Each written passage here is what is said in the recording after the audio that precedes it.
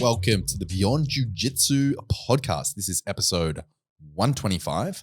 Today, we're continuing our positional series. From last week. Yes. If you listen to last week's episode, derailed. It was a New Year catch-up episode that started with full intentions of being this episode. But here we are. And we got 20 minutes in and we're like, maybe we should scrap it. Yeah. Exactly. Yes. Episode, what number did you say, Kieren? 125. 125. Adam Childs, Kieren Lefebvre.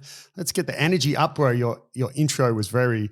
It's been very calm. Welcome. You just came. Oh, that's right. ASMR. You just came off recording one of your ASMR videos. Yes. So I was licking the microphone and yep. Oh, dear. Gross. So continuing the positional series, we have already done back control and mount, which from memory would have been episode 122 and 123. Nailed it. And now we're going to the side control episode. For if you haven't listened to one of these episodes before, has a kind of we try to follow a similar format for each episode. Obviously, we have our intro, talk about some concepts with the position, attacking, defending the position, resources, and like sort of closing thoughts around summaries, it. Resources is in like, instructionals or whatever for for that position. And some closing thoughts. However, we'll be following that structure, but there's some recent videos and people talking about this position that, those things have synced up nicely. So we'll obviously talk a little bit about that. Yeah. And just as a quick shout out, if you are watching the video version on YouTube or Spotify, you can subscribe to our YouTube channel. It really helps, by the way. You'll notice that Adam and I are wearing the same shirt. We've decided to coordinate outfits. So from now on, we will always be wearing the same shirt, same pants, and sharing some undies. It's funny because when I arrived, and I took my jacket off and we saw we had the same shirts, and we had a little bit of a laugh. And you even said, "Oh man, I thought this was going to happen," and I had a conversation in my head, blah blah blah. It's funny that you had that conversation in your head because I didn't have the same one. However, I did have an internal outfit conversation, in my head when I was getting dressed this morning because, we've got the Vantage Jiu Jitsu t-shirts. Yeah. And obviously, I have lots of them already because when I made the t-shirts, I obviously made a bunch for myself. And so I have personally enough Vantage Jiu Jitsu t-shirts to wear a different one every day of the week if I wanted to. But obviously I would. Yeah. And so as I was getting changed, I grabbed one and I was like, I'm pretty sure like the last 80 podcast episodes, I'm wearing a Vantage Jiu Jitsu t-shirt. I was like, I'll mix it up. ADCC t-shirt. So I had an internal, t-shirt conversation and then. Yeah, here we are. Both wearing ADCC shirts. Twinsies. Well, today, Adam, we are talking about the position of side control. Now, I think it's prudent that we start with Craig Jones' statements on this position. Recently, Craig has been helping Alexander the Great, Volkanovski, prepare for his UFC bout against the UFC champion Islam Makhachev. And in that sort of camp and leading up to it and on videos that Craig has put out on the B Team YouTube channel, check it out, it's really awesome. Craig has said that in his opinion, side control top is a bad position. Now, there has been another YouTube channel, Less Impressed, More Involved BJJ, also an awesome channel, that made a video on side control and used Craig's statements as like an intro and a lead magnet, if you will, lead in to the episode and spoke about using side control to get chest to chest and different positions to get chest to chest. And in that video and in Craig's sort of comments, the key points that you can draw from that is the reason that side control top is a bad position in his opinion is because particularly in no-gi, when you're in side control top, your focus is using your upper body to pin and dominate your opponent's body. So essentially, you have eliminated your opportunity to attack. It's a controlling position. It's a transitional position, if you will, a pinning position. So as soon as you start to use your upper body to implement some attacks on your opponent, that gives an opponent the opportunity to escape. And you frequently get into positions where either your head is on the wrong side, or if you go for head control and hip control, then you open up other opportunities. So it's a position that is very difficult to control and attack at the same time. In contrast, if you compare that to something like mount, you can achieve both because you're pinning your opponent with your hips over theirs and your body weight on theirs, and then your upper body is free to attack submissions. So that is sort of the general consensus. There's some more points here, but what is your initial opinion on that? I don't necessarily disagree. I mean, the two videos you reference, I actually haven't seen Craig's video. I saw the other channel's video talking about it. And yeah, so do I agree with the statement if you take that sort of out of context statement? Side control top is a bad position. That statement alone, do I agree with that? No, not at all, right? But with the context of everything else, I think more accurately, I would say that, side control top position is good, but there's better positions. That would be sort of my sentence, because that's kind of right. You have a limited amount of resources at your disposal, and you do have to use the majority of them to just retain side control.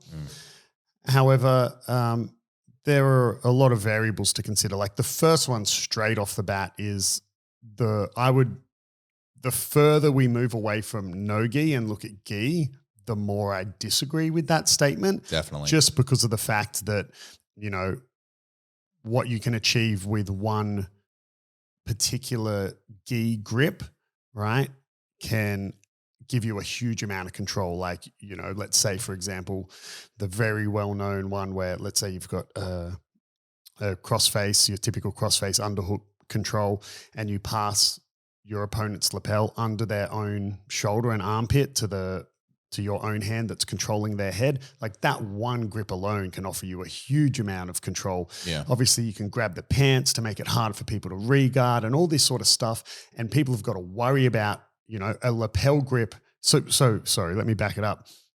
Craig saying, oh, you're essentially having to commit your upper body just to control them, just to pin them. So then when you start using your upper body to look for attacks and submissions, you give up some control. It's not necessarily the same in the gi, because in the gi you can be using a lapel grip as a controlling pinning grip, but that can also then instantly be, depending on the position, the submission you're going for, that can then instantly become the grip that you also need for a particular submission. So exactly, I wouldn't say it applies as much in the gi, but to some extent it still does apply to the gi, because exactly like you said, a position like mount where, for lack, to simplify it, you are using your hips to pin them, right? Your arms are then more or less free just to look for submissions. Obviously it's not as simple as that. So I do agree and disagree. And that kind of puts us into, I guess, conceptually talking about side control, which is the first format we really try to follow with this positional series. Yeah, I don't think it's fair just to completely write it off, because one of the, I teach a lot of things in the class that often you'll almost never use, but it's because it exists and your opponent knows it exists that it then becomes a useless technique. So the classic one is, an Americana from mount. When was the last time you saw in a professional jiu-jitsu match? I don't think I've ever seen an Americana in a professional jiu-jitsu match. Yeah, or at least not from mount, right? Like you might see it from side control or that sort of top crucifix, not a crucifix, but that sort of top side control crucifix position, which you sometimes see in MMA as well, right? Get the Americana there. Yeah, obviously in MMA they'll be dropping elbows, but you see that sort of position. But yeah, from mount, like never, or at least not since whatever the 90s in jiu-jitsu or whatever. But if you then just straight up write off that position or that submission, people are then going to think, as time goes on, people will think it doesn't exist and whatever, and therefore they don't learn that they need to react a certain way. Like, it's the fact that mechanically an Americana from mount works, right? But the reason it doesn't work in professional setting is because it's so easy to defend, right? But if you don't know it exists and know that it legitimately mechanically works, and you never learn it in the first place, you're never going to learn that you need to, turn to your side or whatever to defend it. And so at a basic level, I'll teach an Americana from mount. Obviously, that's also an important thing for beginners to learn anyway, because we take for granted people who already train assumed knowledge that we have. Yeah, and definitely. We forget that people don't have that, so you can't overstate that a beginner doesn't even understand that a shoulder is not supposed to bend that way or whatever. So you're also learning fundamental body mechanics. Yeah. And it's the same a few episodes back where we had that little discussion as to why self-defense is so important to teach for beginners. And it's just about learning fundamental movements. And anyway, so yeah, you'll teach an Americana at a basic level, and it's more to, let's say they're past that level of understanding basic mechanics, but then it's learning the figure four grip. Figure four grip, and turn to your side, and now that creates the opportunity to attack an armbar or whatever. So if we put that same concept essentially to side control, it's a similar sort of thing. So just your ability to start putting pressure in certain ways is perhaps not going to get you that far side armbar submission or that north-south choke or whatever, but it's going to force the turn to turtle. So then, you can go for your anaconda, or you can take the back, or whatever it is, or it's going to force them to bridge, which then means now they can't trap your leg as you transition over to mount or whatever. But if you just scrape it back and go side control top's a bad position, therefore the person on the bottom doesn't need to learn anything because they're actually in the better position. Like, no, that's a obvious, and that's taking that one sentence, side control top is bad position, kind of out of context. Yeah. But that's clearly not what Craig means. He doesn't mean that in his gym at B Team they don't teach side control escapes because it's bad. Like it's not it at all. Of course. And that so let's go into some more details about conceptually side control as well, because I prefer side control to mount or back control? No, not necessarily. Probably sometimes in the gi. I was just thinking for sure. Yeah. Like, because when I'm in the gi, I like to use all the lapels. Yeah. And all the resources that are at my disposal when I'm in the gi. If I'm not going to use gi grips, I mean, why even put the gi on? I may as well just train no gi. So I like to use everything that I have available. Maybe we should. Yeah. So I like to use everything that's available to me. So I like side control in the gi. No gi, I definitely prefer like mount or back control. Yeah. I don't like side control in no gi, and I've discovered that recently. And it's funny watching this video and listening to Craig. It's sort of now I understand like at a high level the concept as to why I don't like it. But the reason that I have not been having so much success with it is because when I've trained with higher and higher level people, or as people in the gym are getting better and better at defending in no gi, it's very difficult to attack from side control in no gi. You can argue that even mount is difficult to attack in no gi. Very. And you look at, there's even in the professional circuit, there's not many of the guys who successfully finish from mount. There's we're talking less than the top 1%. We're pretty much just talking about Gordon Ryan. Most of the guys, like the person on the bottom, will manage to get to their side or whatever. That's going to result in a back take and whatever else.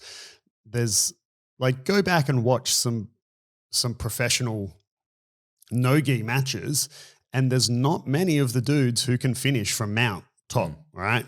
And then you generally find a lot of the time they're sitting off to an armbar or another attack or something along those lines. Well, yeah, I mean, I guess that's still a submission from mount, right? Like taking the armbar from mount.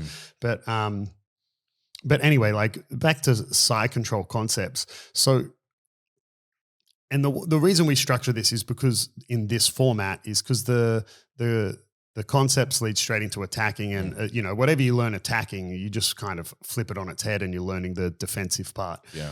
But conceptually, I've been saying like limited resources a lot. Yeah, there's only so much of them you can control, and you've got, essentially 4 pinpoints: the 2 hips and the 2 shoulders. Okay, and one of the best, I like to do this example in the gym to express to people the importance of weight distribution. Okay, because if you haven't had the pleasure or displeasure yet of training with someone who's like 40 kilos lighter than you, but feels like they're 40 kilos heavier than you, if you're like me, someone who's like 100 kilos, but even when I was younger and at my lightest competing weight of 88 kilos, I would train with people who were 50, 60 kilos, and they'd be heavier than me. So I used to train with Michael Lange. If you don't know who that is, he was kind of the reigning supreme lightweight gi fighter until sort of Leandro Lowe. As Leandro Lowe came up through the weight divisions, Lowe was the guy that, Lange kind of couldn't beat. But Lange himself, I think, is a 4-time world champion, really known for Spider Guard and whatever. Man, he was so heavy. Like his mount or side control or whatever it was, whenever he was on top, he felt heavier than some of the 100-kilo guys I would train with. Obviously, there was a massive skill difference as well, but still, when I'm like a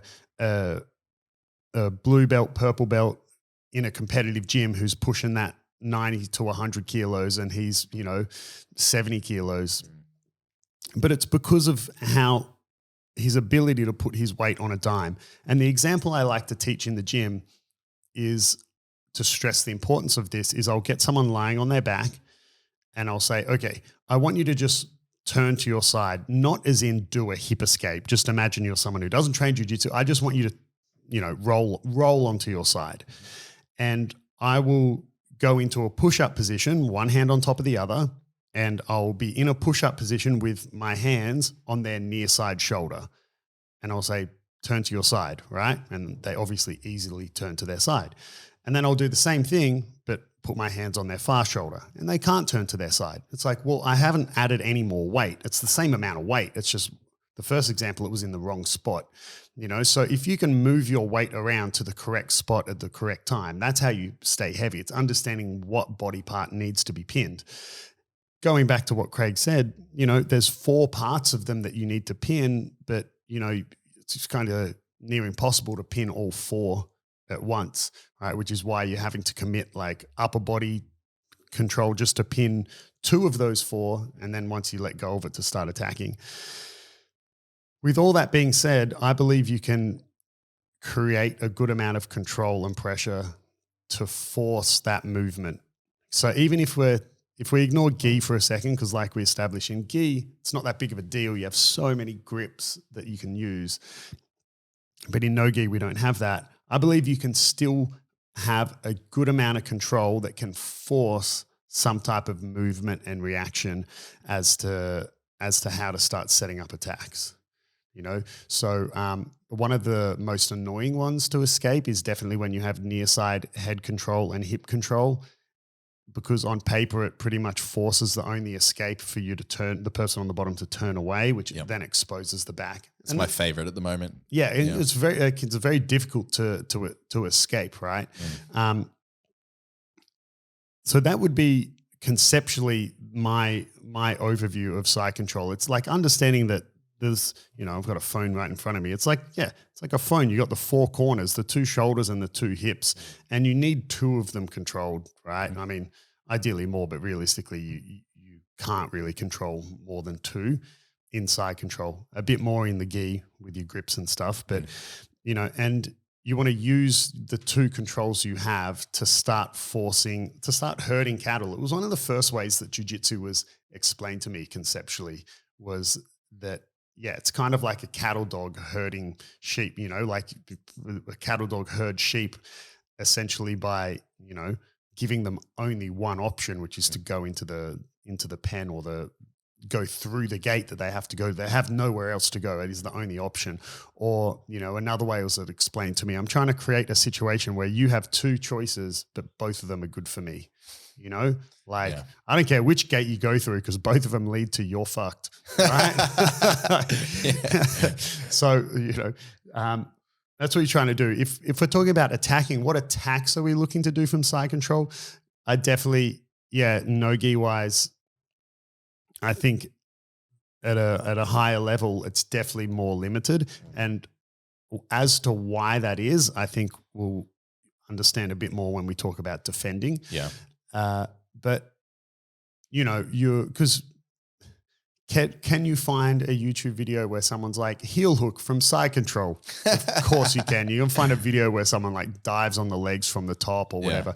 But typically your attacks from side control top, you're looking at mostly like arm triangles, DAS chokes, okay, and arm bars and transitioning to mounted triangle. A lot of transitioning, right? That happens from side control. So attacking, in my opinion, you're really trying to.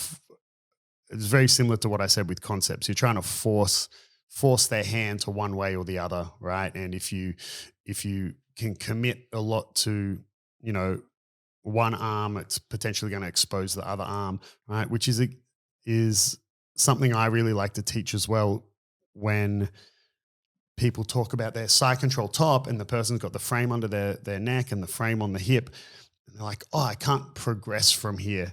It's kind of like, well, it's very simple when you think about it, but you kind of just attack the arm that you don't want, right? Which then exposes the other arm, right? So if I want to get up under that near side elbow so I can get that tricep up on my quad so I can transition to mount or whatever, I'll like start attacking that arm that's under my neck. That's framing, yeah. Yeah, and people struggle to defend multiple things at once, okay? And or struggle to multitask, so to speak, because the brain can't really actually do those two things at once. I mean, I'm clearly not a scientist. I'm not a doctor. Yeah, but and this, I could be wrong. This could be one of those things that I just heard somewhere, but turns out is fake. But I believe it's correct that there's actually no such thing as multitasking. Yeah, it's task switching. It's just your brain's ability to switch quickly. So the two things that you think you're doing simultaneously, you're actually not, right? Your brain is just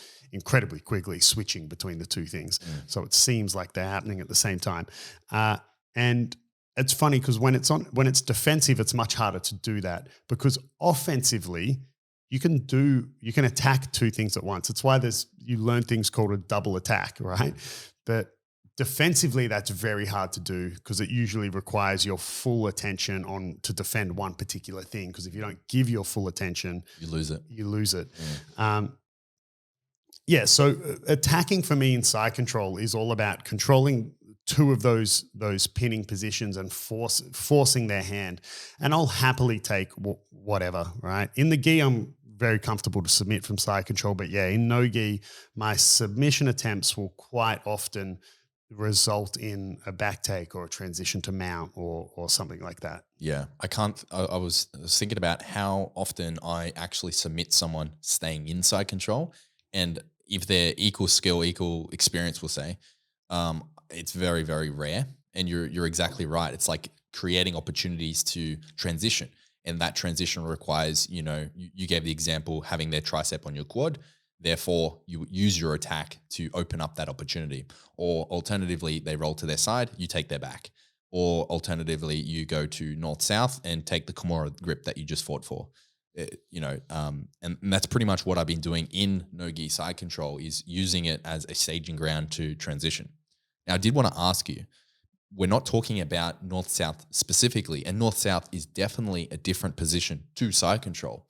But when we look at side control in no-gi, a lot of the time people will use it to transition to north-south. And in my view, and this is a question that I wanted to ask you at some point, in my view, north-south is not a bad position because unlike side control, you're using your upper body and your weight pinning your opponent, and you essentially are freeing your arms slightly because you're using your chest on their head and shoulders to use your weight distribution to pin down their shoulders. and then you have your arms that are free to attack. Unlike side control, using your upper body to achieve the same controlling mechanism. So in your opinion, what do you think about in- north south versus side control in no-gi? yeah, I would actually disagree with that because I think that no-gi is worse of a position than it used to be. Sorry, did I say no-gi? Yeah. I believe north-south is a worse position than it used to be. Okay. And the reason for that is because I think it's a good way to pass and land in north south. You know, we see that from the Rotolo brothers. You know, they do their Right, leg yep. pinning stuff. From north You south. get round and they pass straight to north south. Mm. However, it's not your chest and upper body pinning their shoulders. It has to be pinning their hips, right? And why? So if you look at people when they pass to north south and consolidate into They north dive south, into their hips, yeah. their shoulder will essentially be on the opponent's belly button. Yeah. And why north south is not as good of a position as it used to be is because of people's ability to invert. So if you if you're north south top and you're just essentially chest to chest, shoulder to shoulders, the They person on invert. the bottom's going to invert every fucking time. Yeah. And like not only invert, like invert and roll up to your back. Okay. And when people were worse at inverting and inverting wasn't, you know, this is more of a back roll, but I mean, I guess the ability to fold in half, right, over the back of your neck, you know, wasn't as big of an issue. So now you can pass to north south, but even just keeping north south, you pretty much have to have your shoulder like pinning their hips. You can't, like when you're regular side control, you can be chest to chest and keep their shoulders pinned. And obviously their hips have a bit more mobility, but because of the angle and the proximity of your hips to their hips, inverting as a means of escaping is much more difficult. But when you're north-south, if I'm not controlling your hips and I'm just pinning your shoulders, you have so much added hip mobility that you're gonna back roll out, or if you don't back roll out, you're gonna create enough space to bring a shin in front of my collarbone or something like that. You know, so I think north-south is a fine position, but I would say it's even more limited than or it's even less likely that you're going to be able to attack and whatever from north-south nowadays than it used to be. Yeah, right. You know, does that make sense? Like, It think does, about the yeah. times you've had people like back Throw roll their out legs, of your and out even of if your they north-south. don't roll all the way to my back or whatever, They might regard exactly. or- So or they whatever. throw their legs up and they can just spin themselves. Exactly. And then you end up in this shitty, double shin sort of shin guard. Yeah. Come to think of it. So watch the Rotolo brothers are a great example. Watch when they pass to north-south. They essentially get round to north-south. The person's inverting on them and they're kind of holding the shins, and then they just yeet the legs away and dive in like a rugby tackle to get their shoulder specifically to the hip, to the belly button, because you have to get in between the quads and the chest. Yeah. Right. And then normally, if and then memory they'll serves, come they just back turn, round to side control, and then to progress Right. their position from side control. Yeah. So they use it. It's funny, they use it as a means to go to side control, whereas I'm talking about side control as a means to go to north south. Yeah, but it doesn't work. Like so, north south when your opponent is on their side is fine because you can have attack the Kimura, that. you the can take the Kimura, back. like all the sort of like variations of the Barado Plata and Takeo Plata and all those sorts of things, right? So that would be my opinion on it. Just before we move on to defending, I just want to circle back to it, attacking. I also really like attacking from side control, doing a lot of baiting. Now, I stress this in the gym as well. Whenever you're baiting someone, as the literal description of the word suggests, like you're trying to trick them, you're trying to bait them into something. And I always say, you know, why do you think in fishing, like there's so much effort put into making fishing lures look like a real fish? Because if a fish is smart enough to go, that's bait, I'm not taking it. Well, you know, that's same with people, right? So if someone knows you're baiting them, they won't take the fucking bait, right? It's your ability to kind of sell it. And I really like to bait people when I'm side control top to turn into me with an underhook. Because let's see if you'll get this. Like what's what's the submission in no-gi that I do all the time and I really like? I wonder if I've done it to you enough that it's like seared in From your that brain. position, from No, the just underhook. I mean, maybe just in general. No-gi specifically. Well, as soon as you said turn in with an underhook, I thought Das. Yeah. So I absolutely love Yeah. Das strokes. I do Das strokes all the time. Yeah. It would probably be at least 50% of my no-gi finishes would be Das strokes. I got really long arms and they on one particular side, it's just locks in so savage for me. I really like it. It's when your right arm is under, right? Yeah, that's right. Yeah. Yeah. And you shoot your right arm because you don't just shoot normally, you shoot and drop to your side to catch it. And because your arms are so long, like you don't always need to, but you can. And it's ridiculous. Like, yeah, I really like them. So I'll often concede the underhook all the time Shoot from the side dust. control, from half guard, whatever. But it's all as a bait to go for a dust stroke. So you know, you could obviously sometimes it backfires, right? And the person gets the underhook, gets to turtle, whatever. They've created a scramble. They're up on a single leg, and well, fuck. But that's jiu-jitsu. Yep. If we go to defending, and like I said, we'll circle back and talk about why it can be so hard to attack and create and why it's more kind of a transitional position. I think especially in no-gi, because what's like an inherent ability that wrestlers have, right? To get their shoulders off the mat. To not be on their fucking back, right? Because and to some degree, judo guys too, right? But I mean, not so much. Not like a wrestler. A wrestler's ability to not be flat on their back, to not have their shoulders pinned to the mat, because for a wrestler, that's match over. You lost, right? So that's why it's very difficult in no-gi, and especially if we're talking about Craig and at the level that he's training and competing with the best guys in the world, that we know nowadays more and more people coming from wrestling, particularly in the US. Obviously, these guys are coming in, you know, these like, man, this guy's only been training for 6 months and he's toweling everyone up. It's because the dude's a fucking Division I wrestler, bro. Like shit, you know? Well, that's a really good example that you just touched on, because Craig, as I mentioned in the intro, at the moment is training Volkanovski for Islam Makhachev. Islam Makhachev is a very, very elite wrestler. So from that context of training Volk for Makhachev, and he's saying that side control top is a bad position, looking at the context of who he's working with for what, it makes perfect sense to what you're saying. Yeah. Because Islam is not going to stay in side control. Yeah. Like you probably wouldn't want to, and even if you could, like Craig said, it's going to cost 200% of his resources just to retain that position. And as soon as he opens up to punch or to go somewhere else, he's lost it. You know, he'll be out. Yeah. And you don't want to be scrambling with a wrestler of his caliber. Yeah. So, you know, and then taking that to jiu-jitsu, that's why all these other, you know, positions of the guy's going to get his shoulders off the mat. So that's when you can do a dart choke, or that's when you can take the back or whatever else, you know. So that's why I guess the position is bad.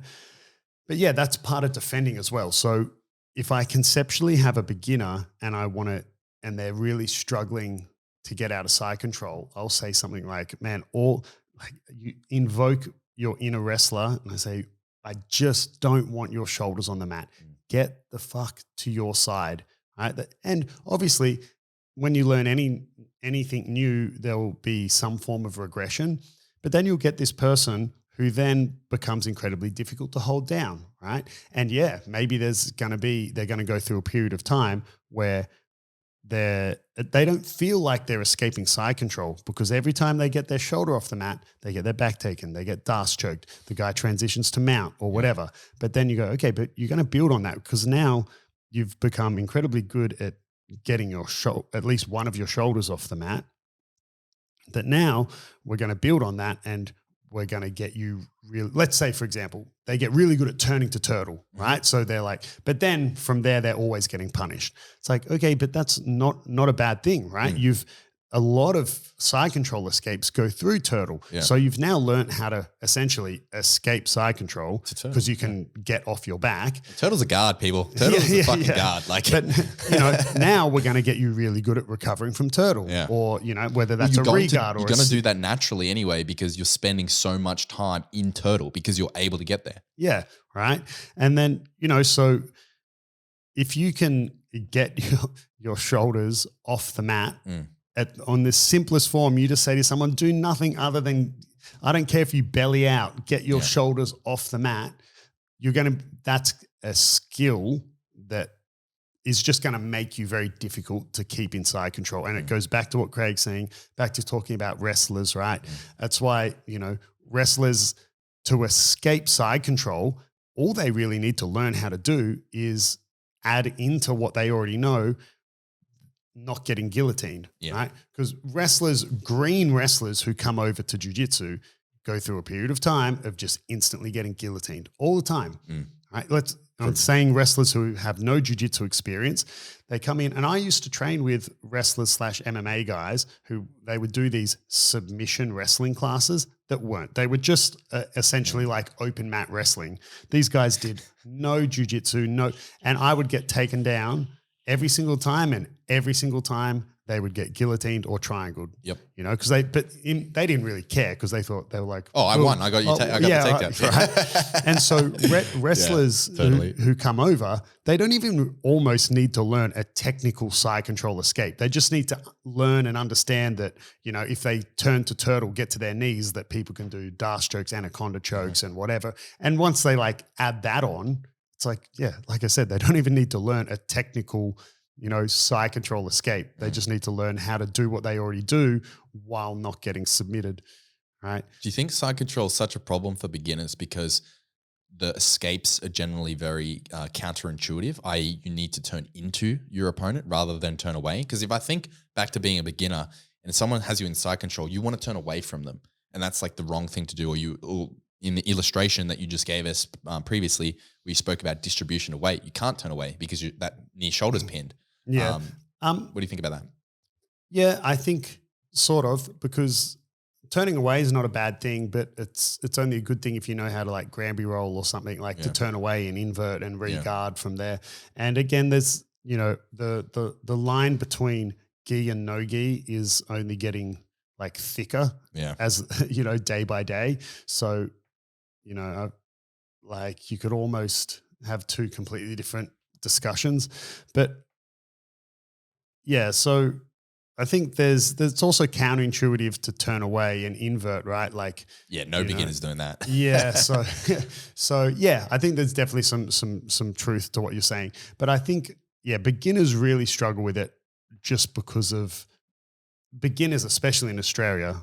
I've never met someone as an Australian who grew up in Australia, has come to jiu-jitsu, and they have a wrestling background. It's very, very odd. I've never seen it. We don't have wrestling as a sport in Australia really, at all, especially not in schools. There's not, or college or university or anything. It's unheard of. Yeah. So, they just don't have that understanding of getting off their back and all the other stuff that goes with it, frames, but then they frame and they get armbarred or whatever. But I think the other reason that beginners, not even necessarily day one beginners, but just lesser experienced people as a whole struggle with any defensive movement is they just have the wrong mentality about it, which is that it will always be hard. So this is another thing I like to get through to my students is I've seen so many students where they learn a movement, they learn, let's say, a side control escape, and then they're like, oh, cool, finally I'll be able to get out of side control. And then it goes to rolling and they can't do it. And they're like, well, that doesn't work. And it's kind of it's just the wrong mentality because A, nothing works all the time, but also if all things are equal, if you had a clone of yourself, why should you get out of side control, right? You're at a disadvantage. It's kind of like, okay, we had the FIFA World Cup recently. It's kind of like saying Okay, we've got Argentina, and then we clone Argentina, and it's Argentina versus Argentina. But one team gets to start with 2 goals already. Why should the team with 0 goals ever win, right? If all things are equal, why would the team at a disadvantage, there's 2 cloned copies, why would the person at a disadvantage ever win? So it's the same thing kind of with side control. If all things are even and equal, why should you get out? Right? Like think about the amount of times, flip that on your head. I bet you that same person who's, struggling to get out because the technique doesn't work or whatever, has also had times where their side control top, the person on the bottom's escaped and they've thought to themselves, why, how did they get out? I'm in the better position. Right? Side control doesn't work. Yeah, it's a bad position. Yeah, and that goes for everything. Like there's times when people are on someone's back and the person escapes, and you can't sit there and go, how did he escape my back control?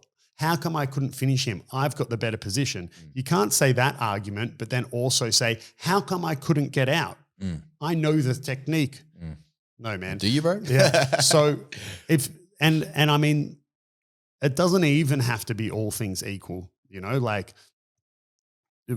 like just for argument's sake, let's say I'm a black belt, right? And if all I need is a competent brown belt, purple belt, even blue belt, right? But just to give a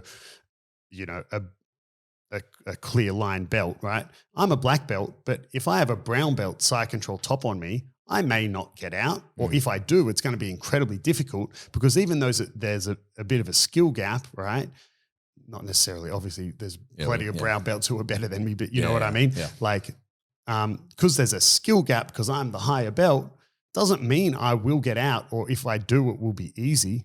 Of course, fucking not. Like I'm at a disadvantage, so yeah, I think a lot of people doing any sort of defensive movement have the wrong idea. And those same sort of people take it into being like, oh, I know how to escape a triangle. Why didn't it didn't work? Well, you're in a fucking triangle, bro. Like now it's the 2 Argentinian teams, but your team is starting 5-zip. Yep. Fuck, it's going to be even harder. But you're not Argentina, you're Australia. Yeah, that's right. Yeah, and now it's Argentina versus Australia, and Argentina already has 5 goals. Exactly. Why should you fucking win? Right? So I think that's just people have the wrong mentality sometimes about that sort of thing. Going back to defending and conceptual advice that I give, and this, if you've been listening to all these positional episodes, you would have already been like, well, I heard you say this the last 2 times. Well, because it's true in essentially every position. But again, I want to say it because maybe some people, this is the only one they're listening to. So going back to talking about the 4 points of side control, the person on top can kind of really only pin 2 at a time. So let's say they're pinning both your shoulders or controlling both your shoulders. It is the wrong thing to do to use your shoulders to free your shoulders, right? Like what you want to use your hips, which have all the mobility, to buy space for your shoulders. And if they're controlling your hips, you use your shoulders to free your hips. So a very simple example would be if you were holding onto my wrist with one hand, right? Instead of me just trying to pull that one arm away, I'm going to use my whole other free arm to push you away while I pull my arm away, you know? So you want to use what is less controlled. Like they're your resources, they're your teammates, bro. Like call in the air support to free your shoulders, and that's why, going back to, like I was saying with north-south, that if you're actually just pinning their shoulders from north-south, they have a huge amount of hip mobility and their hips are going to free their shoulders big time, right? So that kind of goes across all defending or especially escaping pins, right? Use what's free. If they're controlling one shoulder, one hip, then you that's a bit harder to deal with, but you have to use the one free shoulder and one hip you have to try free one of those other ones, right? Which is why the very well-known escape you see when someone has near side head control, near side hip control, is they'll turn away, right? So and then they'll essentially Granby roll, free that other hip, and regard from there. So that's a really important defending concept across all positions. Yeah, even in like leg locks, I think I saw this thing. It may have been in that more impressed, less involved. BJJ video where Danaher was talking about in leg lock positions, more than 90% of the time, the reason people escape or how people escape is using their free leg to save their trap leg. Yeah, exactly. And it's why you see, I mean, a little different now, but it's why you typically see guys enter into the saddle, for example, and instantly reach for that free leg. To take double trouble. Yeah, to control the leg that their opponent will use to escape. Mm-hmm. Nowadays at the top guys, it's a little bit more like what Craig said recently, where he said at the professional level, the days of kind of being in these leg entanglement positions and being able to dig the heel and whatever kind of don't exist anymore because people are so good at defending. It's kind of like, man, if I haven't dug the heel and got a bite on the entry to the leg entanglement, I'm probably not going to get it.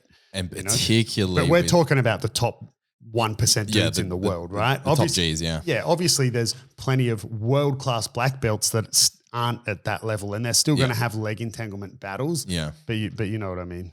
And then you have all those back attacks and like counter leg lock, moves nowadays that if you don't catch a bite, a perfect example is if you go for like some sort of outside ashi. For those that don't know, it's where your legs are on the outside, a straight leg entanglement, but your legs are on the outside of the opponent. Yeah, kind of like if you were so getting bad. leg dragged. Yeah, exactly. You're putting yourself into a leg drag. If you don't catch that bite on the entry, you will always get smashed. Yeah, a lot of the time you'll cop a leg drag or you'll cop a back take or something. Yep. Obviously nowadays there's more, there's the counter to the counter to the counter. The perfect, it actually, I was thinking about it the other day, how I think a lot of the weight behind these professional athletes' words are lost when it comes to instructionals and specifically instructionals. Sort of that out of context sounds really bad, but what I mean is, there's so much like get rich quick instructionals that come out. So guys like Gordon or Craig are a bit different, right? Or these people who have solidified themselves at the top and, continue to release instructionals and content as the jiu-jitsu game evolves, right? But there's just a lot of, the point I'm trying to make is last year, Craig was here, taught a seminar with the false reap and was like, this is, because so many people are taking the back with, K-guard entries because you elevate your hips before the leg's entangled. People do a wedge bolo, take your back, blah, blah, blah, blah, blah. We do it this way so you avoid that. You can't get your back taken when you do it. And then it's like, but one of your students has an instructional on how to take the back when people do a false sweep, so it's kind of like there's just multiple instructionals without people just being okay with the fact that nothing works 100% of the time. If something worked 100% of the time, that would be jiu-jitsu. Yeah. That one move and everyone would do it and the sport would be over and it would suck, right? Yeah, so there's counters to everything, and there's counters to those counters. Yeah, and then counters to the counters to the counters. And something that you mentioned recently as well. And people just rename shit, bro. You and I fucking you bring up the roll. fucking what is it called? Jabroni roll. Yeah. Okay. Let's look. Let me just quickly go over it for people who don't know. Right. It's just a false reap, right? So people explain the position. So we're talking about the difference between there's these two positions, right? There's the false reap entry, which is the one we're talking about. It's from reverse de la Riva. If you can follow, it doesn't even have to be from reverse de la Riva, but yeah. Just for the purposes of this, let's do the setup from reverse de la Riva. Someone's pushing into you to knee cut, and then you throw your outside leg over the top, weave it in, and you essentially invert and take you land in saddle and you take a heel hook. Okay. Yeah. If you didn't follow, just give it a quick Google.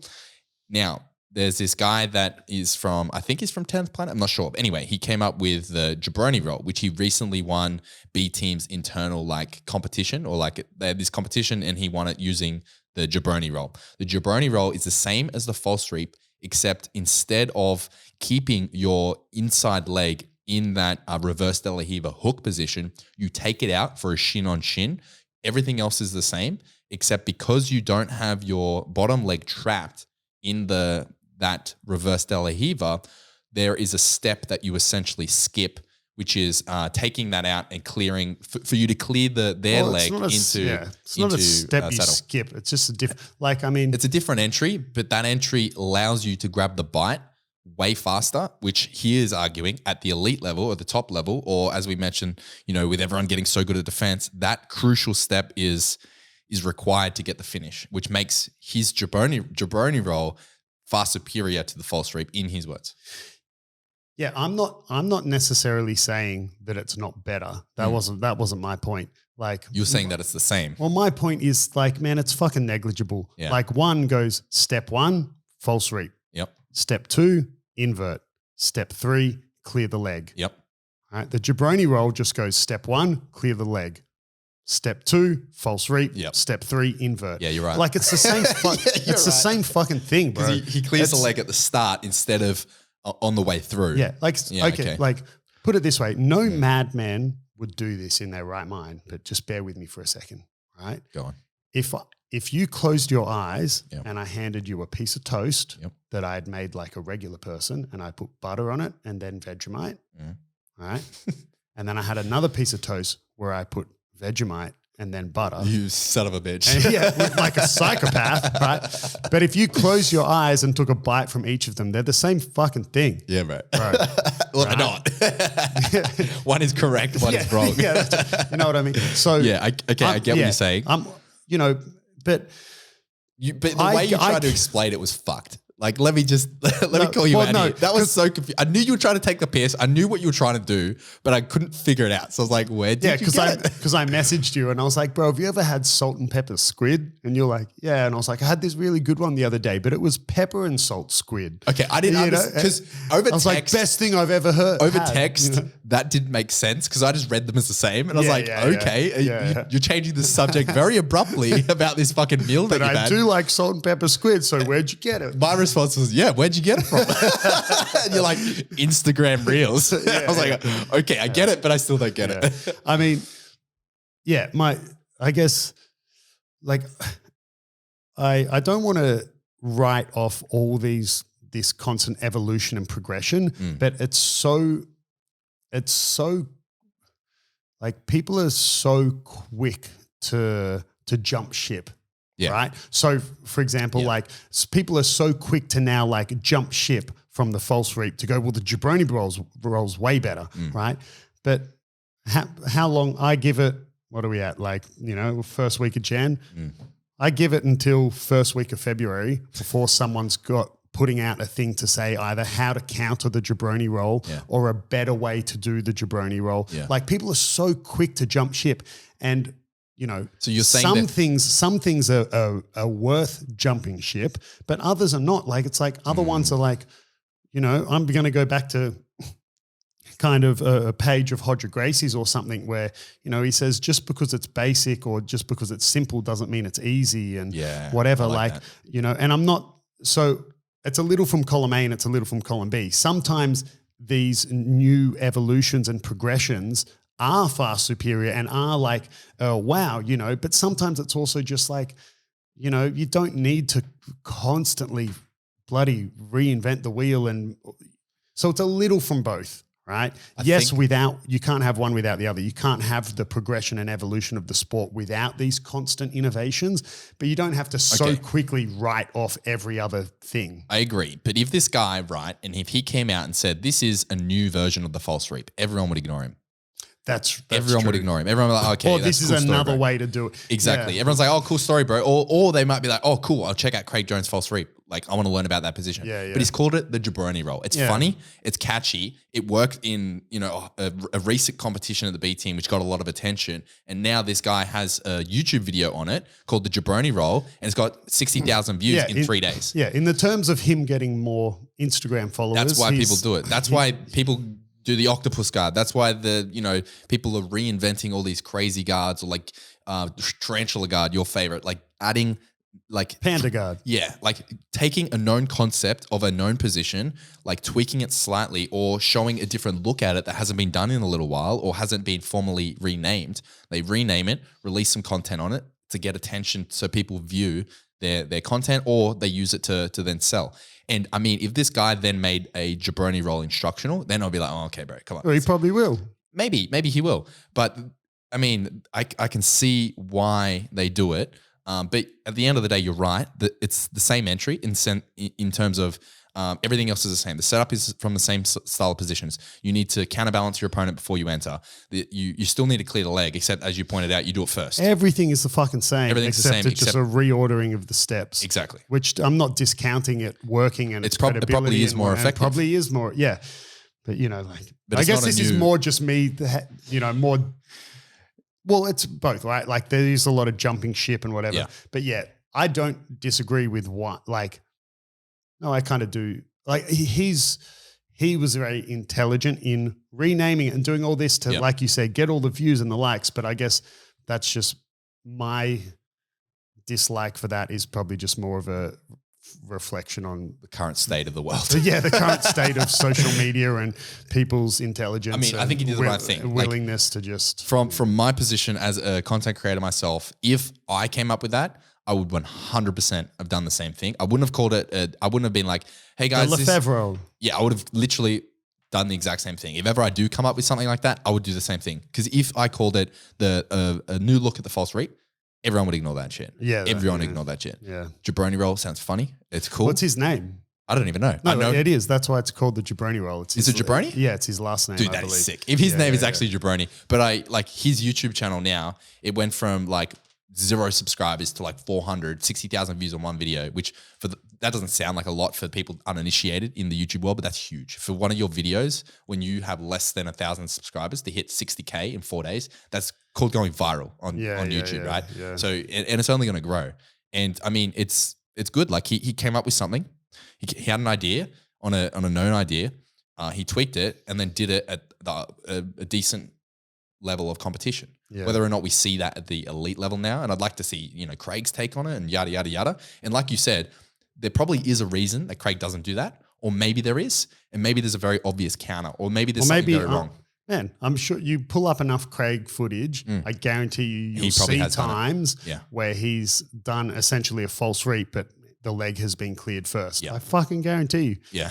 He just didn't name it something and, but it has got me thinking if I should do a video called Lefebvre Toast and the Vegemite will go on first. You named that after yourself, you sick bastard.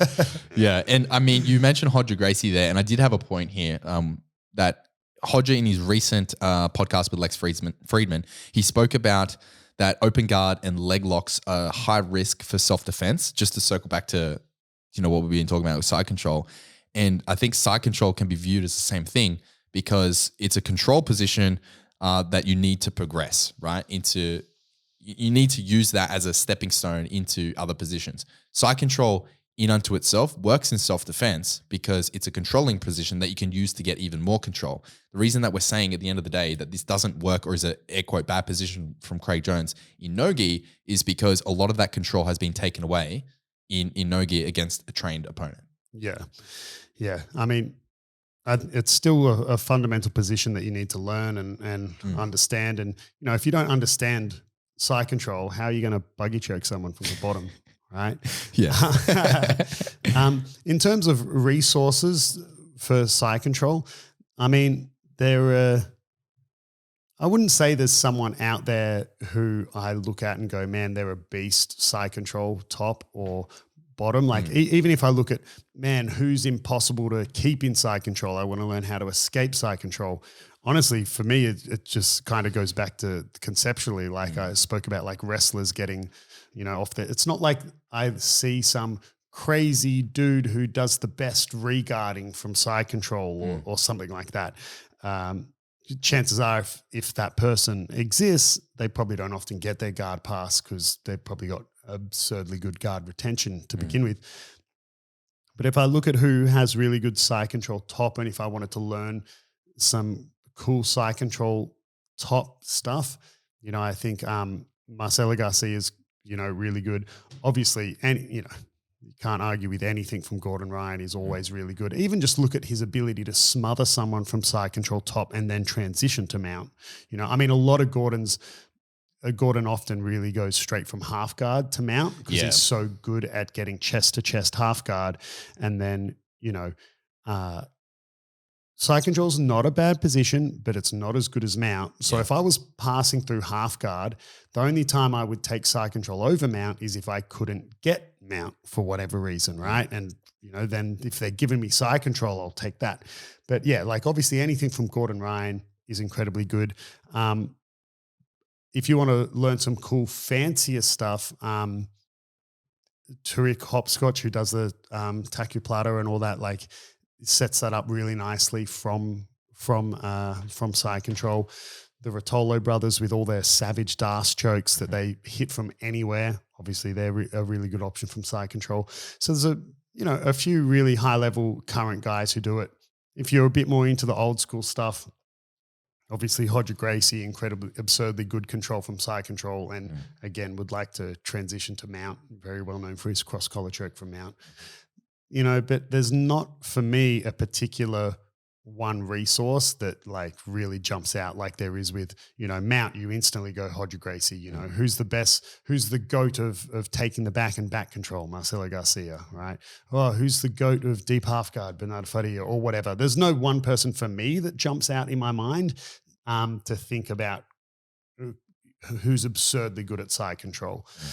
Although the one person that does just come to mind is Rodolfo Vieira, who is, retired now, but multiple-time world champion and known for incredibly good passing and passing pressure, and that would lead into really good side control. So he's someone else that might be worth digging up.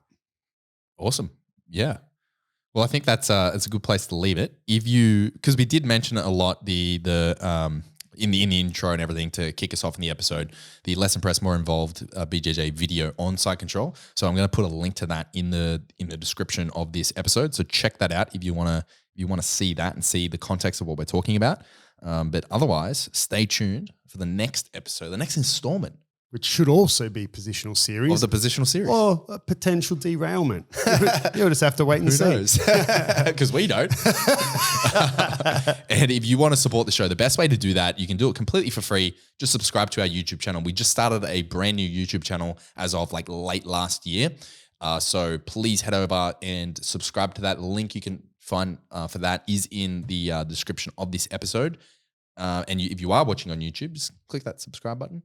And and ding the notification bell and all that crap. All right, guys. All right, next time. Bye.